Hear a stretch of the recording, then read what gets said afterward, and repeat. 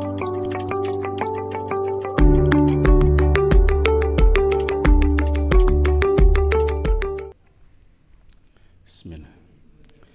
Kita mulai saja sambil menunggu yang lain. Bismillahirrahmanirrahim. Assalamualaikum warahmatullahi wabarakatuh. Innal hamdalillah nahmaduhu wa nasta'inuhu wa nastahdi wa natubu ilaihi wa na'udzu billahi min syururi anfusina wa sayyiati a'malina may yahdihillahu fala mudhillalah wa may yudlil fala hadiyalah. Asyhadu an la ilaha illallah wahdahu la syarikalah wa asyhadu anna Muhammadan abduhu wa rasuluh. Allahumma sholli wa sallim wa barik ala nabiyyina Muhammadin wa ala alihi wa ashabihi wa man tabi'ahum bi ihsanin ila yaumiddin. Wa qalu subhanaka la ilma lana illa ma 'allamtana innaka antal alimul hakim. Allahumma anfa'ni bima 'allamtani wa 'allimni ma yanfa'uni warzuqni ilman yanfa'uni. Ibu bapak sekalian, para jamaah rahimakumullah, alhamdulillah, marilah senantiasa kita bersyukur kehadirat Allah Subhanahu wa taala. Malam hari ini Allah Ta'ala senantiasa berkenan melimpahkan nikmat serta karunia-Nya kepada kita semuanya. Malam hari ini meskipun tadi kondisi hujan ya, dan cukup deras, tetapi alhamdulillah Allah Ta'ala masih berkenan melimpahkan nikmat serta karunia-Nya kepada kita semuanya, sehingga kita masih bisa bersama-sama hadir pada kajian rutin kita di malam hari ini. Salawat dan salam tidak lupa semoga tercurah atas Nabiyuna Muhammad sallallahu alaihi wa alihi wasallam, yang semoga terlimpah pula kepada seluruh keluarganya dan semua umatnya yang senantiasa istiqomah dengan dinullah ini sampai hari kiamat kelak.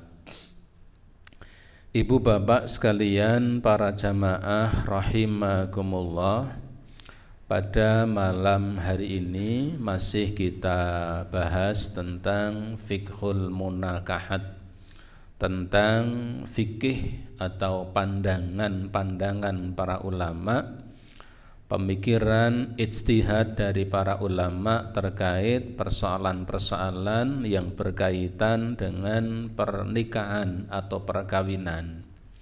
Dan malam hari ini yang akan kita baca, kita bahas bersama-sama adalah al-ankihatul fasidatu syar'an, pernikahan yang dinyatakan rusak secara syar'i. Ada beberapa pernikahan atau perkawinan yang barangkali di sebagian tempat masih ada yang melakukannya, padahal pernikahan atau perkawinan yang akan kita sebutkan nanti ini termasuk perkawinan-perkawinan yang menurut para ulama, perkawinan ini perkawinan yang rusak, yang fasid, yang rusak, yang batal. Artinya pelakunya ini ya mestinya untuk dipisahkan, karena memang pernikahan itu adalah pernikahan yang rusak.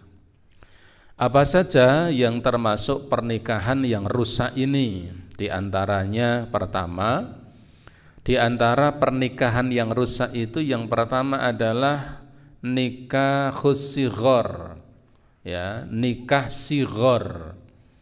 Ini istilah yang disampaikan oleh para ulama, nikah sighar. nama ya sebutan bagi suatu pernikahan dengan cara atau teknik tertentu. Apa nikah sighar itu? Di sini di dalam kitab Sahih Fiqhus Sunnah ini dikatakan huwa ayyuzawwija ibnatahu au ukhtahu au mauliyatahu ala syaratin ayyuzawijahu ibnatahu au ukhtahu au mauliyatahu sawaun kana bainahuma sadaqun aw lam yakun alal asah. Nikah sighar itu adalah ayyuzawwija ibnatahu, seseorang ya, seorang laki-laki di mana dia menikahkan anak putrinya. Seorang laki-laki punya anak putri, lalu ia ingin menikahkan pada seseorang. Au ukhtahu, atau dia punya adik perempuan yang ingin dinikahkan dengan seorang laki-laki. Au mauliyatahu, atau dia punya maula, punya budak ya, yang ingin dinikahkan pada seseorang. Ala syartin, dengan satu syarat, ayyuzawijau ibnatahu, supaya fulan yang dinikahkan dengan anaknya atau dengan adik perempuannya ini, fulan yang akan dinikahkan ini mau untuk menikahkan adiknya dengan dirinya. Au ukhtahu, ya, menikahkan anaknya dengan dirinya, menikahkan saudari perempuannya dengan dirinya, atau menikahkan budaknya dengan dirinya, sawaun kana bainahuma sadaq, baik antara keduanya tetap ada mahar yang dibayarkan, aw lam yakun, ataupun tidak ada mahar, alal asah. Ya, ini menurut pendapat yang sahih di kalangan para ulama. Nikah sighar. Nikah sighar itu kalau bahasa kita mungkin bisa dikatakan nikah persilangan. Tetapi memang nikahnya dengan mempersyaratkan. Contoh begini. Si A ini seorang laki-laki. Kebetulan dia punya anak perempuan. Anak perempuannya sudah dewasa. Kemudian si A ini ingin menikahkan anak perempuannya dengan si B.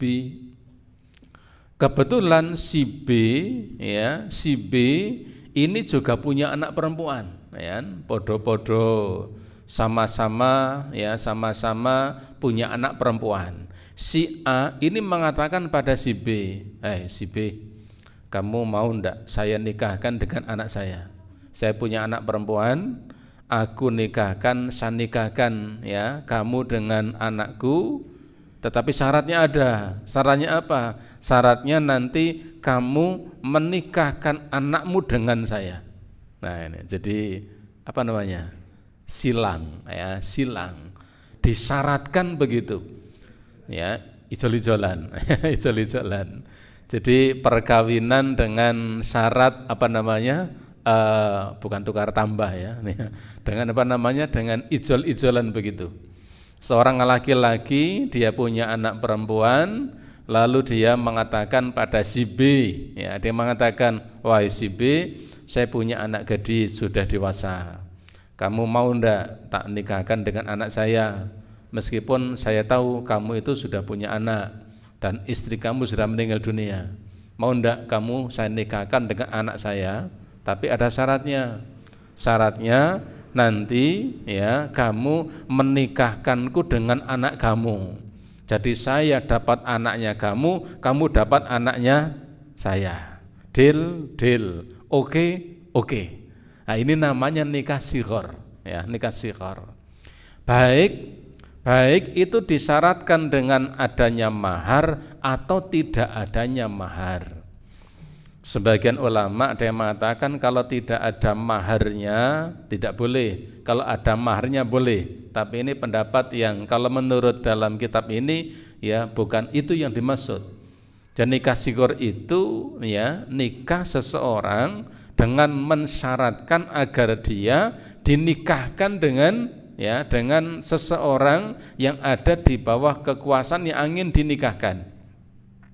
Atau contoh yang kedua, ya, kalau ini kan contohnya dengan anak. Atau bisa jadi contohnya dengan apa? Dengan keluarga. Si A misalnya, dia punya adik perempuan. Dia punya teman, ya, temannya ini si B juga. Kebetulan si B ini juga sudah dewasa dan si B ini kebetulan juga punya adik perempuan. Ya, si A ini punya adik perempuan, si B juga punya adik perempuan. Kemudian si A ini mengatakan pada si B, "Wahai si B, ya, kamu tahu kan saya punya adik perempuan dan adik saya sudah dewasa, cantik. Ya, kamu mau ndak aku nikahkan kamu dengan adik saya?" "Ndak." "Gimana, mau ndak?" Si B sambil agak tersipu mengatakan, "Ya mau dong," misalnya ya saya mau.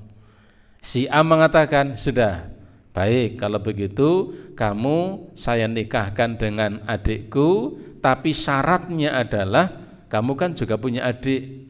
Karena kamu juga punya adik perempuan, ya sudah gini saja, kamu saya nikahkan dengan adikku, nanti kamu nikahkan dengan adik kamu." Nah, ini juga ijolan. Kalau tadi ijolan anak, ini ijolan adik, ya. Ini juga namanya nikah sighar. Atau ada seseorang yang punya pembantu atau pelayan atau budak zaman dahulu.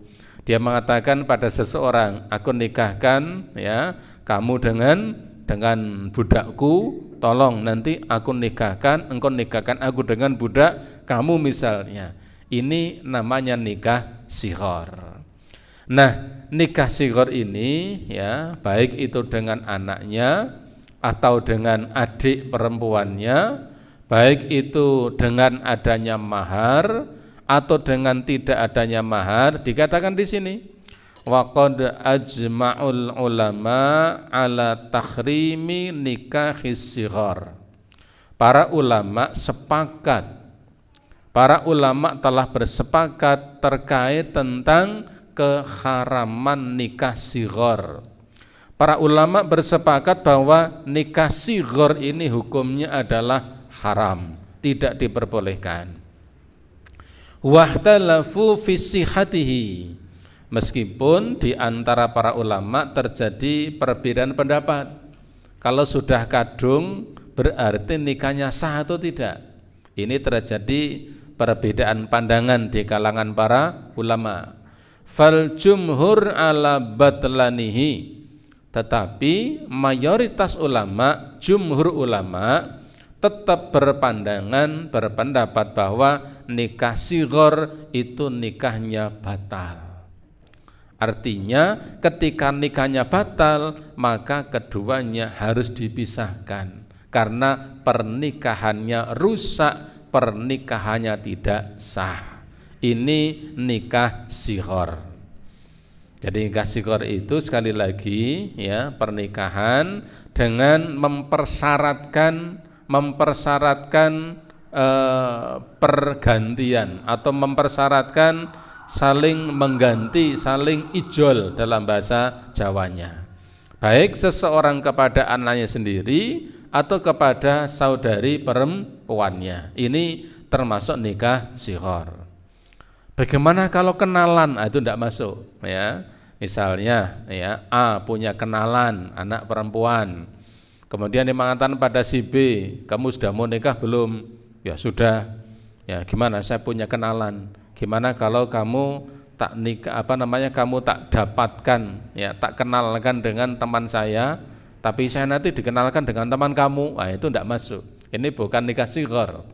Karena nikah sighar ini artinya si laki-laki inilah yang memang dia punya kewenangan dalam perwalian. Ya, karena memang yang berhak untuk menikahkan itu adalah wali. Maka ketika si A mengatakan pada si B, "Aku nikahkan kamu dengan anakku, tapi syaratnya nanti kamu nikahkan dengan anak kamu, ya, karena memang dia punya kuasa untuk menikahkan anaknya, dan si B tadi dia punya kuasa untuk menikahkan anaknya juga di bawah perwaliannya. Nah, ini yang termasuk nikah shighar. Maka para ulama bersepakat, ya, telah sepakat di kalangan para ulama terkait tentang keharaman nikah shighar ini, meskipun sekali lagi terjadi perbedaan pandangan di kalangan para ulama. Ketika ada seseorang telah melangsungkan nikah shighar ini, apakah nikahnya sah atau tidak? Ini terjadi perbedaan pandangan. Tetapi jumhur ulama, mayoritas di kalangan para ulama tetap berpendapat bahwa nikahnya tetap batal sehingga pernikahannya tidak sah. 5 yakti dengan beberapa alasan. Pertama adalah hadis Jabir qala, ya, hadis dari Jabir bin Abdillah. Ini diriwayatkan, ya, di dalam Sahih Muslim. Jabir bin Abdillah mengatakan, naha Rasulullah sallallahu alaihi wasallam anis shighari. Ini kalimatnya jelas. Jabir bin Abdillah mengatakan bahwa naha Rasulullah sallallahu alaihi wasallam anis shighar. Rasulullah sallallahu alaihi wasallam telah melarang. Naha ini fiilnya adalah fiil madhi. Naha Rasulullah sallallahu alaihi wasallam anis shighar. Rasulullah sallallahu alaihi wasallam telah mengharamkan, telah melarang. Nah, itu melarang. Rasulullah telah melarang terkait praktek nikah shighar, ya, nikah shighar. Ya, barangkali dulu di Jazirah Arab ada yang seperti ini, ya, ada seperti ini. Maka Nabi sallallahu alaihi wasallam melarang, ya, terkait praktek nikah shighar ini.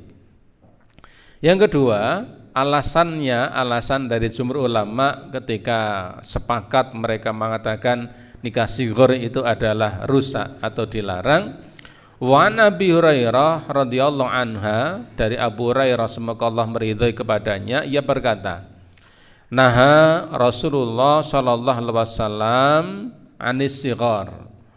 Abu Hurairah juga mengatakan bahwa Rasulullah sallallahu alaihi wasallam telah melarang praktek nikah shighar. Qala, beliau mengatakan, was-shigharu ayyakula ar-rajulu lir-rajuli. Nikah shighar itu adalah seperti seorang laki-laki yang mengatakan kepada seorang laki-laki yang lain, laki-laki itu mengatakan, zawwijni ibnataka. Kamu, ya, kamu akan aku nikahkan, ya. Kamu akan aku nikahkan dengan anakku. Wa uzawwijuka ibnati. Zawwijni ibnataka, nikahkan aku dengan anakmu. Wa uzawwijaka ibnati, nanti kamu akan aku nikahkan dengan anakku. Ini perkataan Abu Hurairah. Abu Hurairah mengatakan nikah shighar itu adalah seperti seorang laki-laki yang mengatakan, ya, zawwijni ibnataka wa uzawwijuka ibnati. Tolong, ya, tolong kamu menikahkan aku dengan anak perempuanmu. Kalau kamu mau menikahkan aku dengan anak perempuanmu, maka kamu akan aku nikahkan dengan anak perempuanku. Ijolan, ya, ijolan untuk melangsungkan calon pengantin perkawinan terkait calon pengantin putrinya. Atau seorang mengatakan, zawwijni ukhtaka wa uzawwijaka ukhti. Kamu nikahkan aku dengan saudari perempuanmu. Kalau kamu mau menikahkan aku dengan saudari perempuanmu, maka aku akan menikahkanmu dengan saudari perempuanku. Misalnya adik, misalnya begitu. Ya, seorang laki-laki mengatakan kepada laki-laki yang lain, ya, tolong kamu mau menikahkan aku dengan adik perempuanmu. Kalau kamu mau menikahkan aku dengan adik perempuanmu, nanti kamu akan aku nikahkan dengan adik perempuanku misalnya. Ini terkait dengan saudara. Ini juga praktek nikah sighar, ya, seperti yang disampaikan oleh Abu Hurairah. Dan Abu Hurairah dengan jelas mengatakan, naha Rasulullah sallallahu alaihi wasallam anis sighari. Rasulullah sallallahu alaihi wasallam telah melarang praktek nikah sighar ini, perkawinan sighar atau nikah sighar. Ini dalil yang kedua yang dipakai oleh jumhur ulama ketika mengharamkan nikah sighar dan berpandangan bahwa nikah sighar itu pernikahannya adalah batal. Yang ketiga, wa anil a'raji, dari al-a'raj, ya, ia mengatakan annal Abbas bin Abdullah bin Abbas ankaha Abdurrahman bin Hakim ibnatahu wa ankahahu Abdurrahman ibnatahu wa kana ja'ala saddaqan fakataba Muawiyata ila Marwan ya'muruhu bitafriqi bainahuma wa qala fi kitabihi hadza sigharul ladzi naha anhu Rasulullah sallallahu alaihi wasallam. Dari Al-Aras dia mengatakan bahwa Abbas bin Abdullah bin Abbas, berarti ini cucunya Abbas, ya, tetapi namanya juga Abbas ini. Jadi cucunya Abbas ini namanya Abbas, bahwasanya Abbas bin Abdullah bin Abbas, ya, anaknya Ibnu Abbas. Ankaha Abdurrahman bin Hakam ibnatahu, bahwasannya dia menikahkan Abdurrahman bin Hakam dengan anak perempuannya. Jadi Abbas, ya, bin Abdullah bin Abbas ini menikahkan anak putrinya dengan Abdurrahman bin Hakam, ya, menikahkan anak putrinya dengan Abdurrahman bin Hakam ini. Wa ankahahu Abdurrahman ibnatahu. Nah, ketika kemudian ya, Abbas bin Abdul Abbas menikahkan anak putrinya dengan Abdurrahman ini, maka kemudian Abdurrahman menikahkan anak putrinya dengan Abbas bin Abdullah bin Abbas ini. Wa kana ja'ala sadaqan. Keduanya ini tetap mengeluarkan atau tetap memberikan sodak ataupun mahar. Jadi kedua-duanya, ya, ketika Abbas bin Abdullah bin Abbas menikahkan anak putrinya dengan Abdurrahman, maka Abdurrahman ini ketika menikahi anaknya Abbas, ya, cucunya Abbas ini namanya tetap Abbas, ketika menikah dengan anaknya Abbas tetap memberikan mahar. Lalu Abdurrahman menikahkan anak putrinya dengan Abbas itu juga dengan mahar. Fakataba Muawiyata ila Marwan.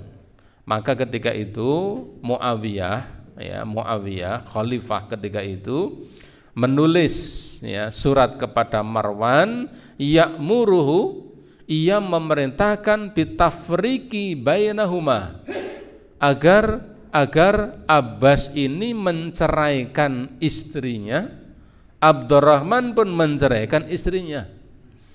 Abbas menikahkan anak putrinya dengan Abdurrahman, Abdurrahman menikahkan anak putrinya dengan Abbas. Normal, dua-duanya memberi mahar, dan di sini tidak ada disebutkan apakah keduanya itu, ya, melangsungkan pernikahan itu dengan syarat atau tidak. Tapi yang terjadi adalah ijolan seperti itu.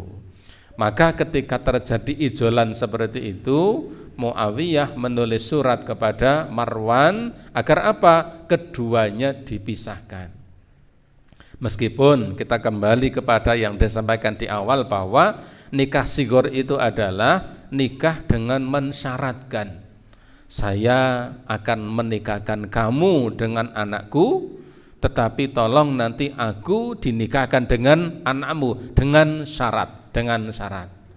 Nah, terjadi pada masa Muawiyah ini ada pernikahan tidak dijelaskan apakah itu dengan syarat atau dengan tanpa syarat, tetapi kemudian ia pun menulis surat kepada Maryam, ya, kepada Marwan agar keduanya dipisahkan.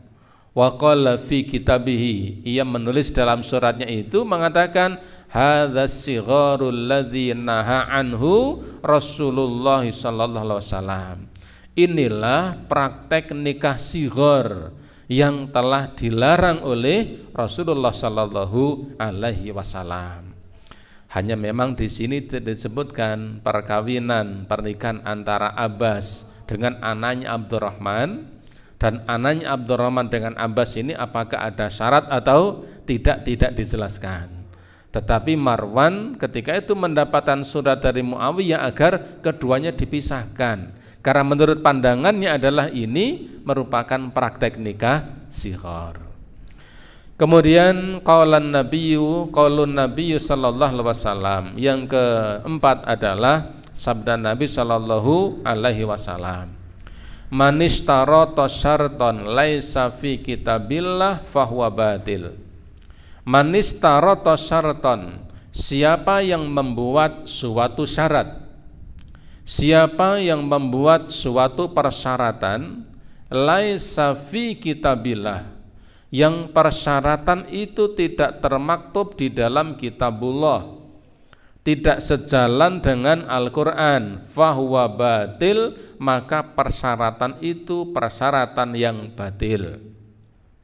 Ketika si A mengatakan pada si B, kamu akan aku nikahkan dengan anakku, dengan syarat kamu menikahkan aku dengan anakmu. Atau seseorang mengatakan kamu akan aku nikahkan dengan adikku, syaratnya nanti kamu menikahkan aku dengan adik kamu. Nah, syarat yang seperti ini syarat yang tidak selaras dengan ayat-ayat Al-Quran. Maka Nabi mengatakan man istarata syaratan laisa fi kitabillah, siapa yang membuat sebuah persyaratan yang persyaratan itu tidak termaktub dalam Al-Quran, tidak selaras dengan kitabullah, fahuwa batil, maka persyaratan itu adalah batil. Wa in istarata mi'ata syaratan, meskipun ia mempersyaratkan dengan 100 syarat, syaratullah haku au athaku, ya, karena syarat yang telah Allah tetapkan itu lebih baik dan lebih kokoh untuk dijalankan.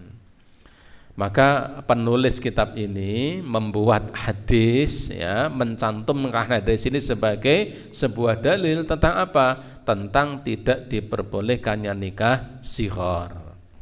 Tsumma, kemudian beliau mengatakan, inna ishtaratal mubadalatu muqtadha li fasadi hadzal nikah.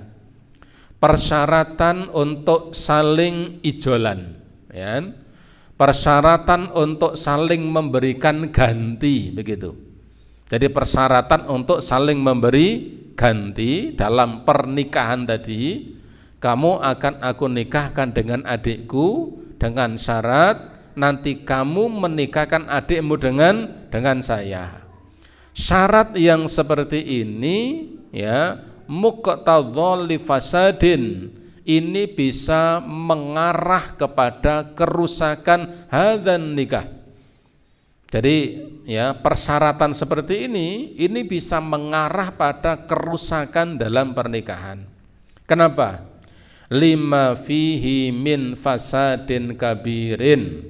Sebab praktek model yang seperti ini di dalamnya ada kerusakan yang sangat banyak.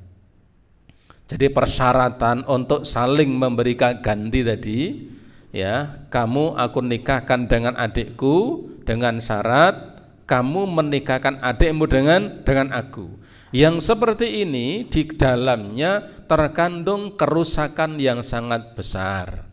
li'annahu yufdiya ila ijbarin nisa, karena yang seperti ini ya berpeluang mengarah untuk apa? Ijbarin nisa, untuk melecehkan kehormatan kaum wanita. Alan nikahi mimman la yarghabunna fihi, ya, karena dalam kondisi seperti ini maka wanita, ya, wanita yang dinikahkan tadi dia mendapatkan laki-laki yang tidak diinginkannya dan dia dalam keadaan yang tidak bisa berbuat banyak, harus melakukannya.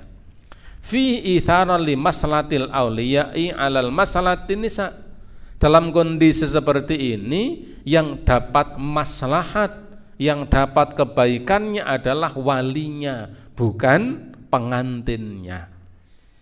Artinya dengan bahasa Jawa yang mudah, sing penak ya waline, sing rekoso ya perempuannya. Kenapa? Karena tidak bisa memilih, ya, dia harus mengatakan iya karena memang tidak mampu untuk mengatakan tidak. Dalam kondisi seperti ini maka wanita dalam keadaan terlecehkan kehormatannya. Dia tidak mendapatkan kebaikan, yang mendapatkan kemaslahatan dan kebaikan itu hanya walinya saja. Wa huwa dzulmun lahunna, seperti ini sama saja dengan menzolimi kaum wanita. Wali anna dzalika yufdi ila khurman nisa'i min muhuri amsalihinna, bahkan seperti ini berpeluang kaum wanita nanti tidak mendapatkan mahar yang semestinya, ora iso ngarani, ya. Karena pada hakikatnya wanita itu boleh ngarani ketika diberi mahar. Meskipun Rasulullah SAW memberikan sebuah rambu-rambu bahwa wanita yang paling baik itu yang tidak merepotkan kaum laki-laki calon suaminya dalam pemberian mahar. Tapi ngarani boleh, ya. Meskipun ini kalau di adat Jawa kurang begitu beretika, nah, itu dianggap tidak berkeadaban. Meskipun sebenarnya boleh calon suami memberikan mahar. Ini saya beri kamu mahar apa? Seperangkat alat sholat misalnya, apa saja, ya rukuh sama mukena, ya. Kemudian si putri meminta, ya jangan begitu, jangan rukuh sama mukena, kok mukena sama sajadah misalnya, ya jangan itu tok toh, apa, hayo sak karpete, apalagi, ya sak lampune, ya sak listrike, sak macam-macamnya, akhir ditotal berapa sekian. Sebenarnya boleh. Hanya kalau di di tempat kita yang seperti ini tidak layak. Maka Nabi SAW memberikan sebuah warning saja, bahwa wanita yang paling baik itu yang paling mudah dalam pemberian mahar si laki-laki kepada dirinya. Nah, nikah sighar ini memungkinkan si wanita ini tidak mendapatkan mahar yang semestinya. Dah kamu saya nikahkan dengan anakku. Maharin apa? Gampang, ora apa-apa. Wis teko apa kono?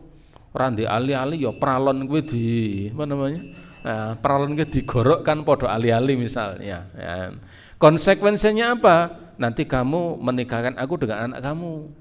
Nah, terus maharnya ya podo-podo, gampang lah, pipo digorokkan dadi ali-ali misalnya. Nah, ini memungkinkan atau berpeluang seperti itu. Kama huwal waqi' baina ma yata'atawna hadzal 'adul munkar. Nah, seperti ini yang terjadi jika kemudian antara seorang laki-laki dan laki-laki yang lain ini ingin menikahkan dengan syarat untuk saling memberikan ganti. Kamu aku nikahkan dengan anakku dengan syarat kamu menikahkanku dengan anakmu. kamu aku nikahkan dengan adikku dengan syarat nanti kamu menikahkan adikmu dengan aku. Nah, persyaratan inilah yang kemudian tidak diperbolehkan. Maka ini yang dimaksud dengan praktek nikah shighar. Yang kedua adalah nikah muhallil, ya, muhallil atau muhallal. Apa nikah muhallal itu? Kita lanjutkan jeda azan dulu sebentar.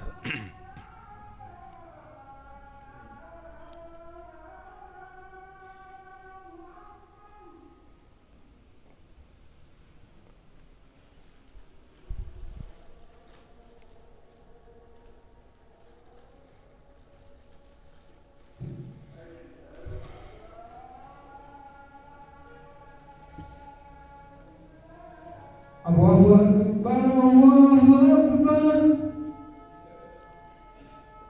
Allahu Akbar, Allahu Akbar. Asyhadu an la ilaha illallah,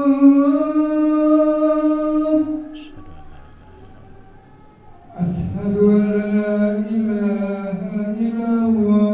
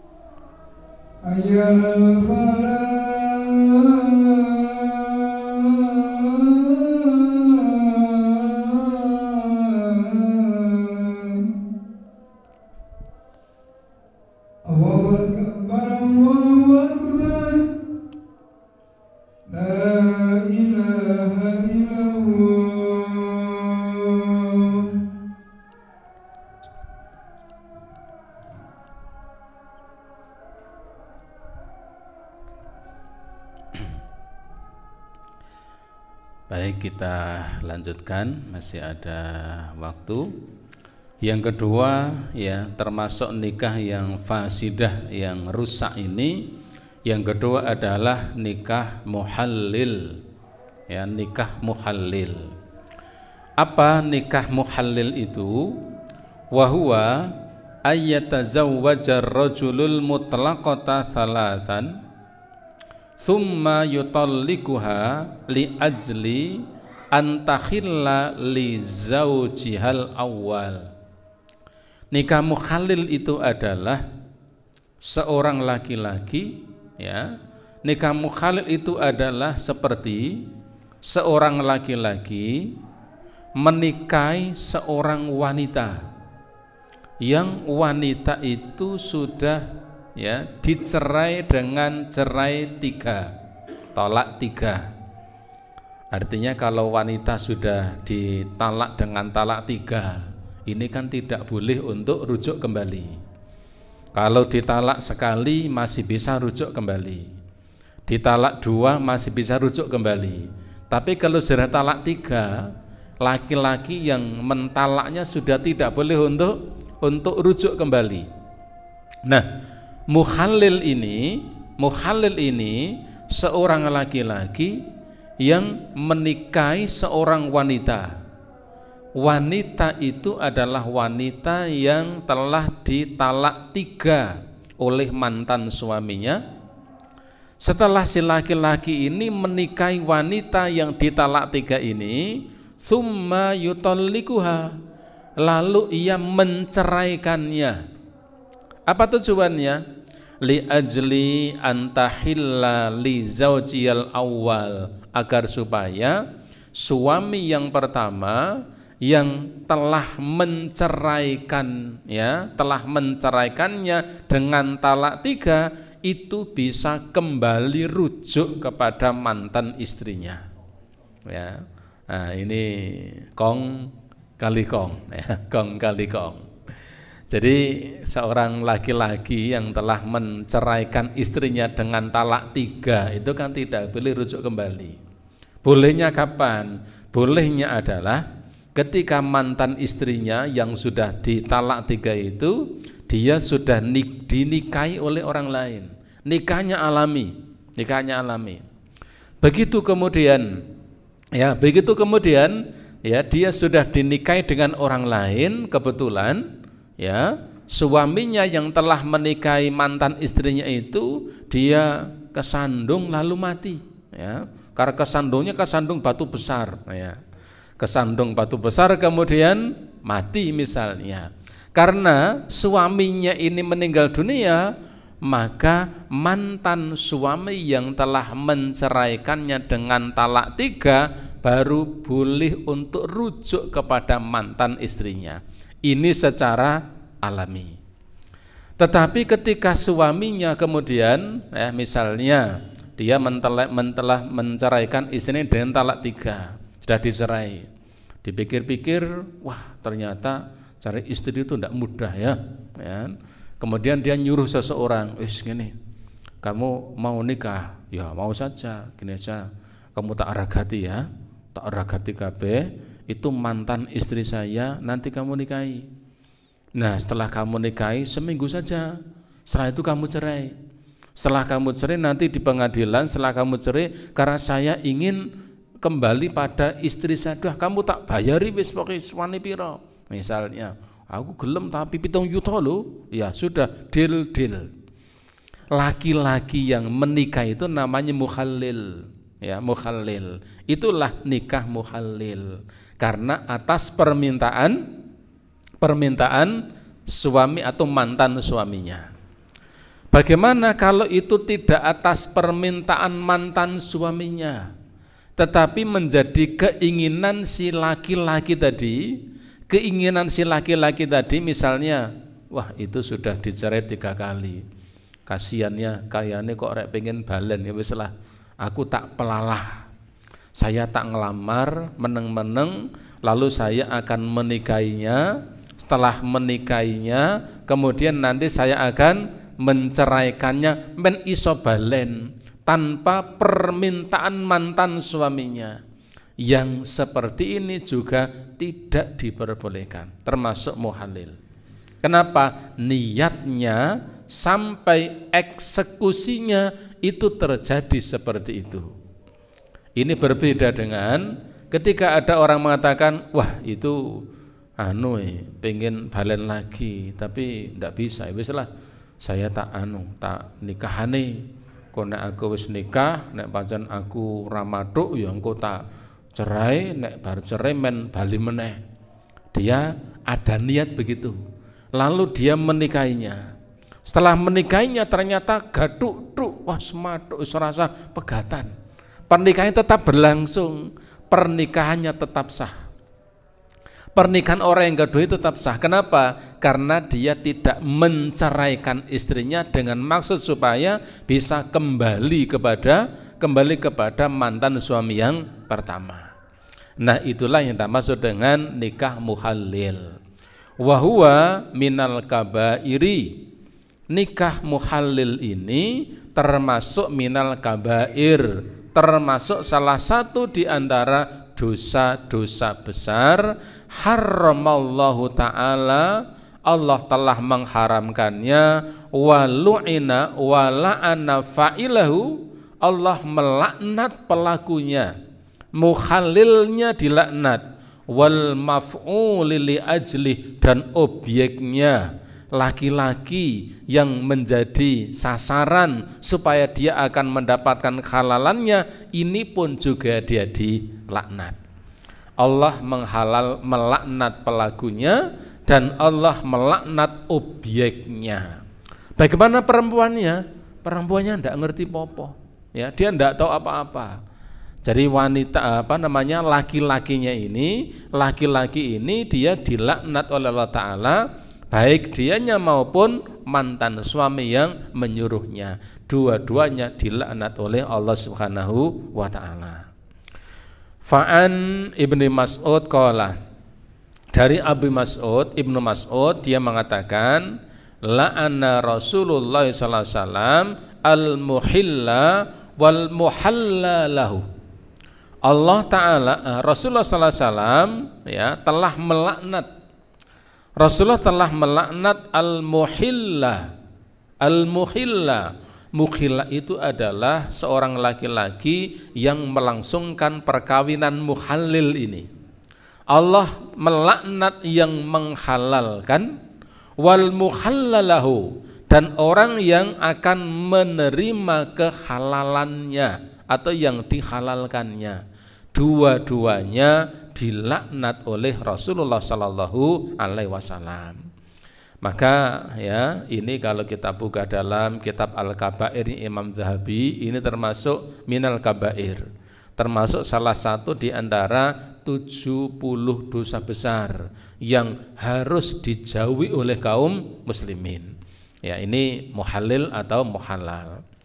Waqad dhahaba amatu ahlul ilmi minhum, di antara para ahlul ilmi, para ulama, di antaranya seperti Imam Malik, kemudian Imam Syafi'i fi qauli wa Ahmad, Imam Syafi'i dalam perkataannya, kemudian Imam Ahmad bin Hambal, wal Laits, Imam Al-Laits, was Tsauri, Ibnu Mubarak dan selainnya, ila anna nikahat tahlil fasid.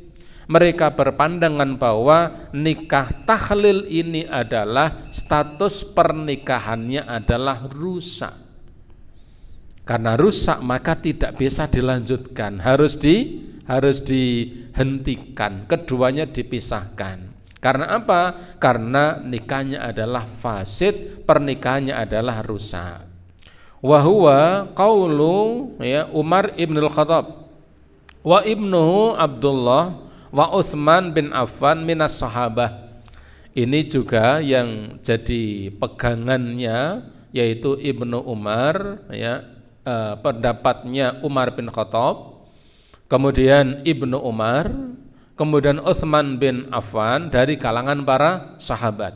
Utsman bin Affan, kemudian Umar bin Khattab, kemudian Ibnu Umar radhiyallahu anhum, mereka ini berpandangan bahwa nikah muhallil ini adalah termasuk nikah yang rusak. Karena rusak maka keduanya tidak boleh untuk dilanjutkan pernikahannya.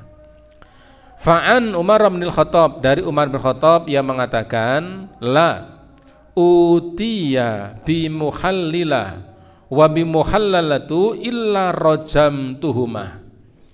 Umar bin Khattab mengatakan, jika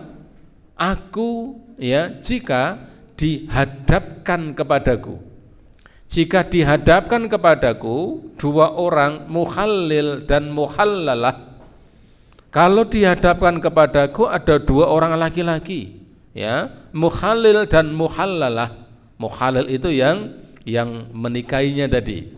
Kalau muhallal itu mantan suami yang ingin mendapatkan kehalalan untuk kembali rujuk setelah dinikahi oleh pihak yang lain.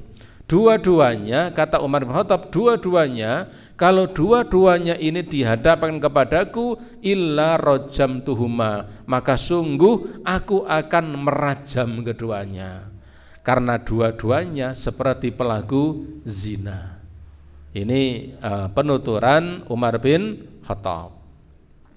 Kemudian yang selanjutnya, wasu'ila Ibnu Umar, Ibnu Umar ditanya an tahlilil mar'ah li zawjiha faqala dzalikas sifah. Ketika Ibnu Umar ditanya tentang wanita, tentang tahlil, tentang pernikahan atau menikahi seorang wanita dengan satu niat, satu tujuan, nanti supaya mantan suaminya bisa menikahinya setelah ia menceraikannya. Ketika Ibnu Umar ditanya seperti itu, bagaimana hukumnya? Ibnu Umar mengatakan, dzalika sifah. Itu adalah sifah. Sifah itu nama lain dari perzinaan. Harama alaihna sifah. Ibnu Umar mengatakan itu adalah sifah. Sifah itu nama lain dari perzinaan. Wasawa'un fi hadza ayyustaratu alaihi talaqul mar'atu litahillal li zaujil awal aw la yustaratu lakinna yanwi huwa tahliluha fannikahu fasid. Nah, ini lebih jelas lagi. Pengarang kitab ini boleh mengatakan wasawa'un fi hadza, dalam kondisi seperti ini sama saja. Ayustaratu alai talaqul mar'atu litukhilla li zaujil awal. Apakah pernikahannya itu memang disyaratkan supaya nanti ketika dia menikahinya, agar supaya setelah menikahinya kemudian menceraikannya. Artinya dalam bahasa kita ini dinamakan dengan kong kali kong. Apakah pernikahannya itu memang sudah kong kali kong? Jadi yang menikahi itu dia menikahi perempuan atas suruhan mantan suami yang telah menceraikan dengan talak 3. Apakah itu memang disyaratkan ya, atau atas suruhan mantan suami yang telah menceraikannya dan ingin kembali rujuk? Aula yustaratu, ataukah tidak disyaratkan? Ataukah tidak disyaratkan murni keinginan seseorang, lakinna, tetapi laki-laki yang menikahi wanita yang telah dicerai dengan talak 3 itu, dia menikahinya bukan suruhan mantan suaminya, tetapi niatnya adalah yanwi huwa tahliluha. Dia meniatkan supaya nanti setelah saya menceraikannya, supaya dia menjadi halal bagi mantan suami yang telah menceraikannya, tanpa sepengetahuan dia, tanpa keinginan dia, maka fannikahu fasid. Pernikahan yang kedua ini pernikahannya rusak.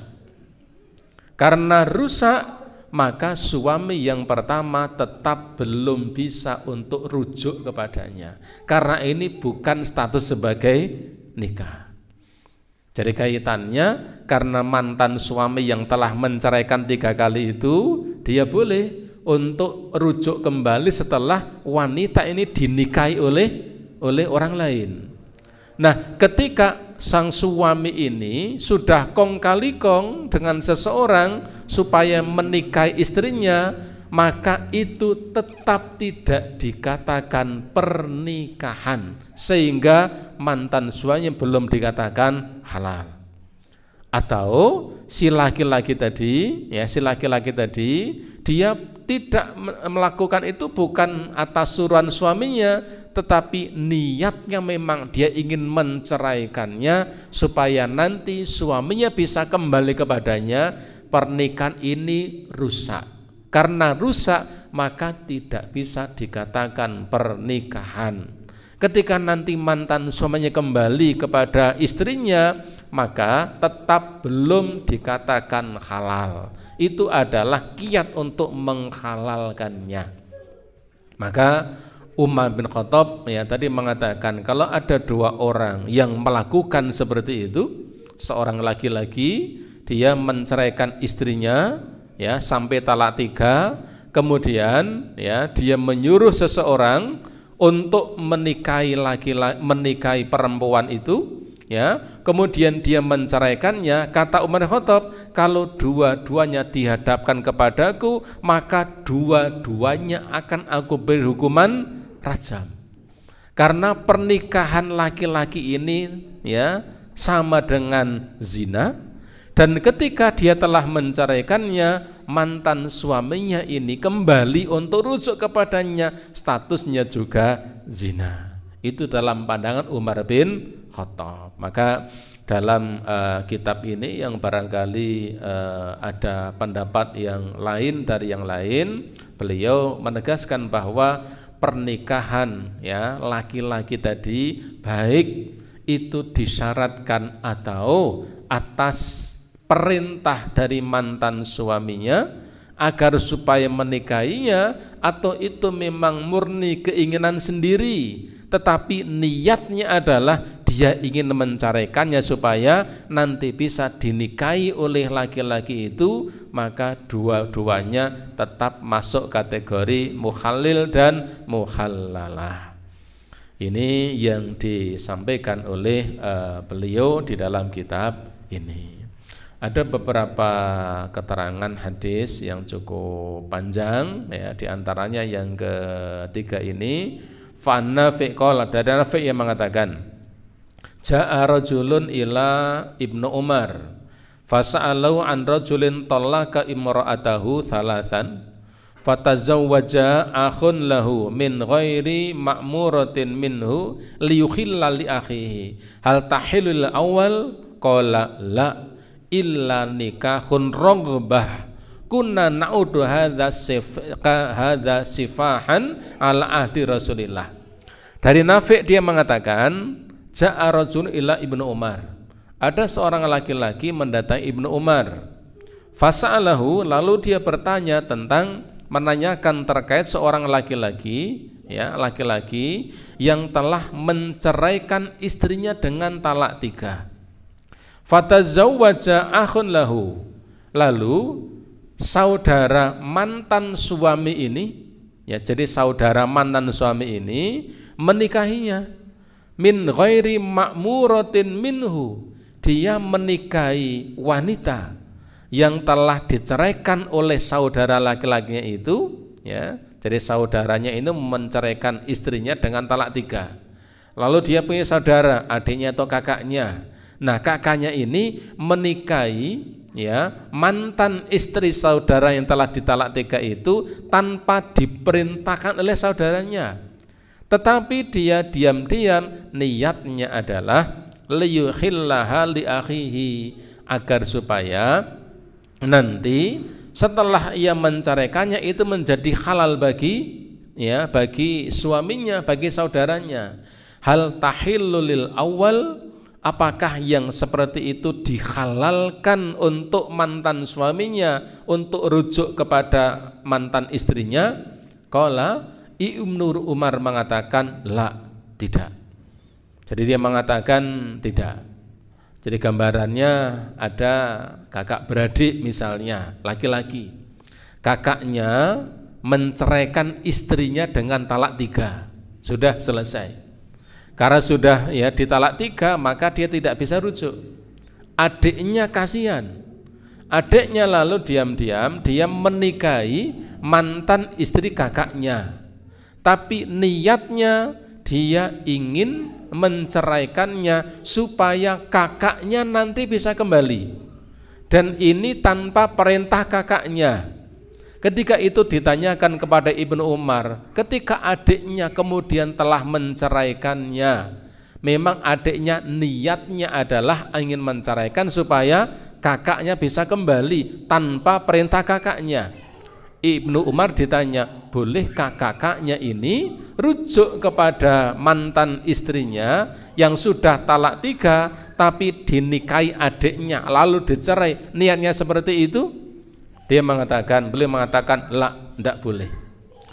Illa nikahun raghbah, kecuali nikah yang memang didasari keinginan untuk menikahinya, bukan keinginan untuk menceraikannya. Kunna na'udu hadza, yang seperti ini kami menganggapnya sifahan. Kami menganggap ini adalah praktek perzinaan ala ahdi Rasulillah, seperti itulah yang terjadi di zaman Nabi Shallallahu Alaihi Wasallam. Kami dulu di zaman Nabi menghukumi yang seperti ini sama dengan perzinaan. Laki-laki itu ketika menikahinya, nikahnya rusak. Ketika nanti kakaknya kembali menikah atau rujuk ya, kembali menikahi istrinya setelah diceraikan oleh adiknya, itu pun juga perzinaan. Karena pernikahan adiknya rusak tidak bisa dikatakan pernikahan yang semestinya. Nah itu yang kemudian tadi Umar bin Khattab mengatakan dua-duanya kalau dihadapkan kepadaku, dua-duanya akan aku hukum rajam. Karena dua-duanya sama dengan melakukan praktek zina. Ibu bapak, para jamaah rahimakumullah, barangkali sampai di sini yang bisa kita bahas pada malam hari ini. Ada beberapa keterangan yang masih panjang, beberapa poin, tetapi barangkali bisa kita lanjutkan pada waktu yang akan datang. Sebelum saya akhiri, ada pertanyaan? Kalau ada? Cakap? Oke, baik. Karena masih ada beberapa keterangan, mudah-mudahan bisa kita lanjutkan pada waktu yang akan datang. Demikian, mari kita akhiri kajian malam hari ini dengan bersama-sama membaca kafaratul majlis. Subhanakallahumma wa bihamdika asyhadu an la ilaha illa anta astaghfiruka wa atubu ilaik. Wassalamualaikum warahmatullahi wabarakatuh.